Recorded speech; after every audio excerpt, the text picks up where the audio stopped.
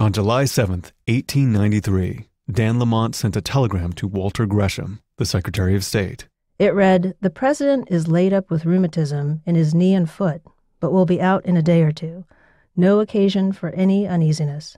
Lamont was the Secretary of War to President Grover Cleveland, as well as a close friend, and the telegram was a lie. Doctors had discovered a cancerous tumor in Cleveland's mouth, and news that the President of the United States was suffering from cancer would have caused a panic. And to avoid alarming the public, Cleveland and his aides decided that the president's tumor would be removed in secret on a yacht owned by Cleveland's friend Benedict Elias.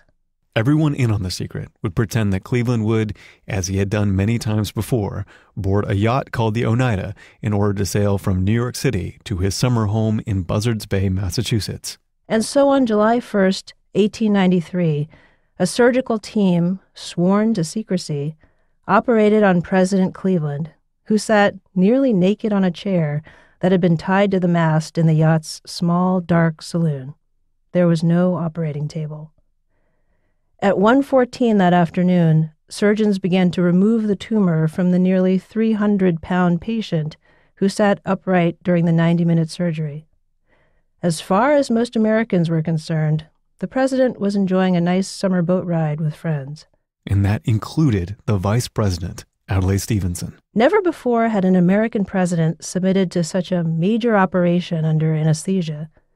Doctors removed not only the tumor from Cleveland's mouth, but also part of his left jaw, his upper palate, and 5 teeth. Cleveland healed remarkably well and would go on to serve his second non-consecutive term in office. The press eventually found out about the removal of the tumor. The leaker was probably a dentist on the surgical team named Ferdinand Hasbrouck. All of this secrecy was meant to avoid scandal, but it also raised a disturbing question. For 90 minutes, while surgeons operated upon Grover Cleveland, the United States had no conscious president. Cleveland's vice president had no idea that any of this was going on, let alone be asked whether he was supposed to assume the president's responsibilities during that short period of time. What do you do when you have a disabled president, even if he's temporarily disabled? We didn't have a very good answer for this until the 1960s. That part of the Constitution, also known as the 25th Amendment, has never been brought up as frequently as it has during this particular presidency. What does the Constitution tell us about presidential fitness, disability, and Trump?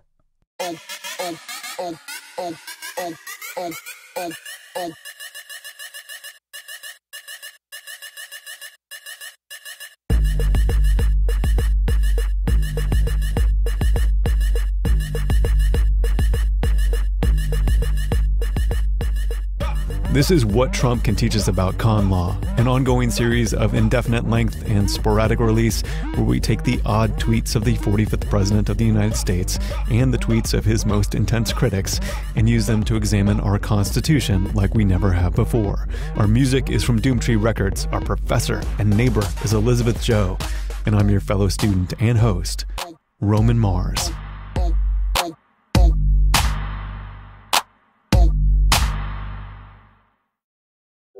Quip is a better electric toothbrush created by dentists and designers. They wanted it to be simpler and more enjoyable to brush your teeth. That's why new brush heads are shipped to you automatically every 3 months. You don't even have to think about it, and you can follow your dentist's recommendations, so you're not one of the 75% of people using bristles that are worn out and ineffective. Plus, Quip comes with a cover that slides right over your bristles for on-the-go brushing, so you can take it with you anywhere you go, and you don't have to worry about your toothbrush getting all gross along the way. I got my own Quip. It's a silver one. It's going to be great on my next trip, and I know when I'm on the road, I will brush my teeth the requisite 2 minutes because of its fancy pulses. That's why I love Quip, and why they're backed by over 20,000 dental professionals. Quip starts at just $25, and if you go to getquip.com/conlaw right now, you'll get your first refill pack free with the purchase of a Quip electric toothbrush. That's your first refill pack free at getquip.com/conlaw. Until the 25th Amendment was ratified, the Constitution provided for some emergency presidential situations. Article 2 says that if the president is removed from office because he dies, resigns, or is unable to discharge his duties, the vice president should take over the presidency. Only one American president has resigned, that's Nixon, and 8 have died while in office, and their vice presidents became president without any serious problems. The reference to disability in Article 2, though, is a bit vague. Who makes the decision about presidential disability, and how exactly does that happen? After the assassination of John F. Kennedy, it became clear that these questions needed clarification. Congress proposed amending the Constitution in 1965. The 25th Amendment officially became part of the Constitution in 1967, as soon as 38 states had provided the necessary ratification. So the 25th Amendment has 4 sections. The first 3 aren't terribly controversial. The first section clarifies what happens if a president dies, resigns, or is removed, and the vice president becomes the president immediately. This was used in 1974 when Nixon resigned and his vice president, Gerald Ford, assumed the presidency. The second section of the 25th Amendment says that when there is a vacancy for vice president, the president can name a replacement who has to be approved of by Congress. This section was also used during that same time when now President Ford nominated Nelson Rockefeller to be his vice president. And the 25th Amendment's third section allows a president to voluntarily and temporarily have the vice president assume his duties until the president says, "Okay, I'm ready to take my powers back." This third section was sort of used by President Reagan in 1985 when he underwent brief colon cancer surgery. President Bush also temporarily transferred power to Vice President Cheney twice for medical procedures. And this is the part of the Constitution that President Cleveland should have relied upon for his surgery had the 25th Amendment existed back then. The first 3 sections of the 25th Amendment seem quite orderly and sensible. And then there's Section 4. Section 4 of the 25th Amendment says that the vice president and a majority of the cabinet can declare that the president is unable to discharge the powers and duties of his office, and then the vice president immediately becomes acting president. If, though, the president disagrees and informs Congress that, "No, actually, I'm fine," then he can immediately reassume the presidency. But if the vice president and a majority of the cabinet tells Congress within 4 days, "No, we really mean it, the president is truly disabled," then Congress is supposed to meet within 2 days to decide what to do. If a supermajority, that's 2/3, of both the House and the Senate agree that the president is disabled, then the president is permanently removed from office, and the vice president becomes president. If they can't agree, the president keeps his job. So impeachment and the 25th Amendment provide 2 ways to reach one objective, and that's removing a sitting president. But these 2 methods focus on 2 very different kinds of reasons for doing so.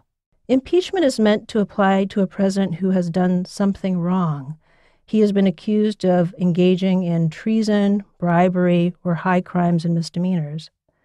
The 25th Amendment, however, applies to a president who is unable to discharge the powers and duties of his office. In other words, the 25th Amendment is really about a president who is disabled. Section 4 of the 25th Amendment has never once been used. So let's get to Trump. Almost as soon as Trump assumed the presidency, a number of formerly pretty obscure parts of the Constitution entered public conversation. One notable one is the Emoluments Clause. The other is the 25th Amendment. And questions about Trump's mental fitness have appeared frequently after he became president, and the president has also responded to those questions. In October of 2017, Trump chatted with reporters before boarding Marine One, the presidential helicopter. Of reports that he doesn't read, the president responded, "People don't understand. I went to an Ivy League college. I was a nice student. I did very well. I'm a very intelligent person." Later, pointing to his head, he said, "One of the great memories of all time." Michael Wolff's book, Fire and Fury, set off a presidential tweet storm on January 6, 2018.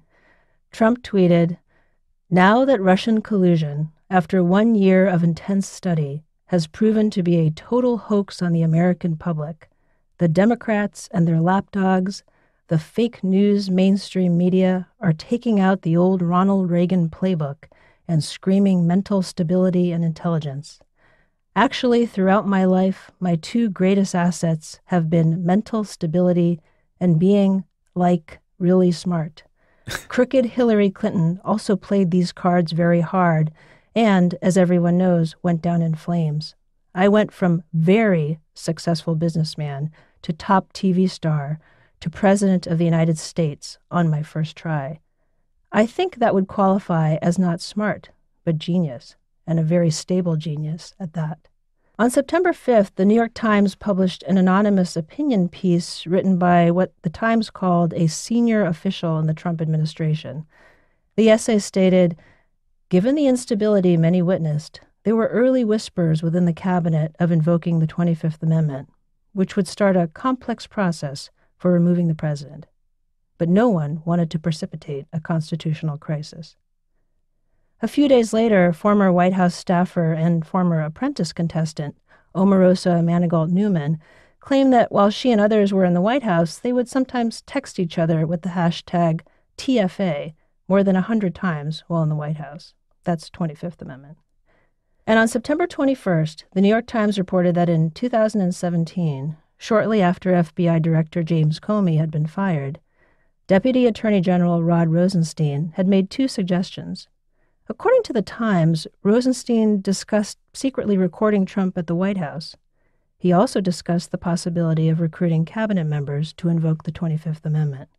So can Trump be removed with the 25th Amendment? There are 2 big questions here. First is the practical one. The 25th Amendment does allow for a president who is disabled, but unwilling to give up his powers, to be removed. But it makes the removal very difficult. So consider what would have to happen. Vice President Mike Pence and a majority of Trump's cabinet would have to agree that Trump was unable to discharge his presidential duties, and then send that message to the president pro tempore of the Senate and to the Speaker of the House. Pence becomes president. But Trump could then immediately disagree, and of course he would, and send his own message to Hatch and Ryan that he was perfectly able to discharge his presidential duties. It would then require Pence and a majority of the cabinet to tell Congress that, no, Trump really was disabled.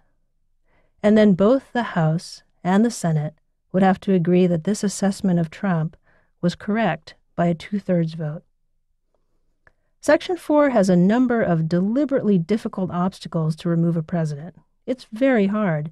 It's even harder than removing a president by impeachment. Remember, impeachment requires a simple majority in the House to start the process and a 2/3 vote in the Senate for removal. And no president has ever successfully been removed through impeachment. And second, there is a more abstract problem. The reason that the 25th Amendment has been used or talked about so often with Trump is because of his personality. He doesn't always tell the truth. He's mercurial. He says contradictory things. He says inflammatory contradictory things. When Woodrow Wilson had a stroke in 1919, he never fully recovered while he was president. Wilson's diminished capabilities that were brought on by a physical problem was the kind of disability that I think most people would understand we would not want in a president. But is an alleged mental instability a disability under the 25th Amendment? And if so, what kind of mental instability? Any kind? And keep in mind that anytime we do something for the first time under the Constitution, it raises the possibility of a second time and a third. Once a president is removed for the first time under the Constitution for being considered mentally unfit, at least in a Trumpian way, it certainly raises the possibility that this reason could be used again. And that also raises the question about whether we'd want such a thing to happen again in the future. And then there's another issue. The vice president is a key player in Section 4. The vice president has to agree that the president is incapacitated And the vice president then has to agree and try to override a president who disputes this claim of disability. Well, what if you had a dastardly, conniving vice president in cahoots with a willing cabinet who wanted to remove a normal, fit president? In a 1988 report, the Miller Center noted that Congress considered a number of possible horror story scenarios while considering the 25th Amendment. And political mischief is certainly one of those scary possibilities. All in all, one of the things that we can say is, while the 25th Amendment has been brought up a lot, it's incredibly difficult to use, and it's one of those things that is an emergency measure under the Constitution. And it wouldn't just end an emergency, it would cause a crisis of its own. Here's a little addendum. Although Cleveland's surgery was a success, he needed a prosthesis to substitute for the upper part of his jaw that he'd had removed. A dentist named Casson Gibson made the president's prosthesis, and in doing so, somehow received the president's tumor. It remained in a small glass jar filled with preservatives until he donated it to the College of Physicians of Philadelphia. If you visit the Mutter Museum today, you can still see Grover Cleveland's tumor alongside a piece of thorax from John Wilkes Booth, the assassin of President Lincoln, and the bladder stones of Chief Justice John Marshall.